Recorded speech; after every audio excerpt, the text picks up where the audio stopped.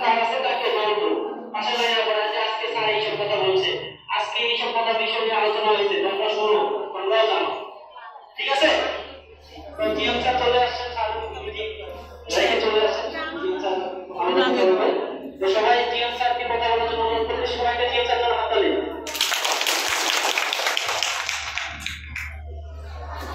আসসালামু আলাইকুম,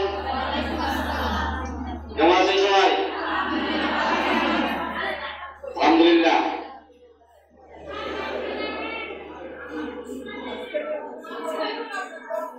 কি কথা শোনা যায়? হাসানের কারণে বলতেছি কথা শোনা যায় না? আমার কথা শোনা যায়?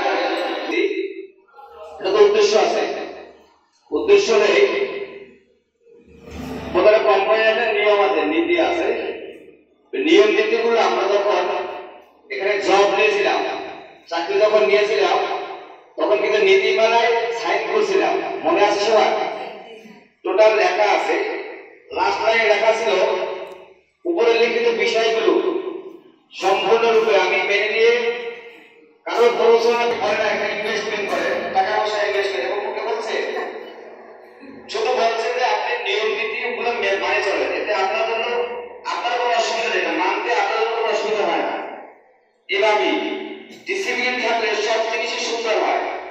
আমার সংসার দিয়ে চিন্তা করি, আমার বাসার জিনিসগুলা ভাঙ্গা যায়, ভাঙ্গা যাবে ধরো এই টোটাল জিনিসটা সংসারের মধ্যে, যে আমার সংসারটা আমি কি দিয়ে চালাই, এই আর্নিং আমার কোথা থেকে আসে, কাজের জায়গা থেকে আসে, আমার কর্মস্থল থেকে আসে। আমার কর্মস্থলটাকে আগে ঠিক করতে হবে। যদি কর্মস্থল ঠিক থাকে তাহলে আমার সংসারটা আরো ভালো থাকবে, ভালোভাবে চলবে।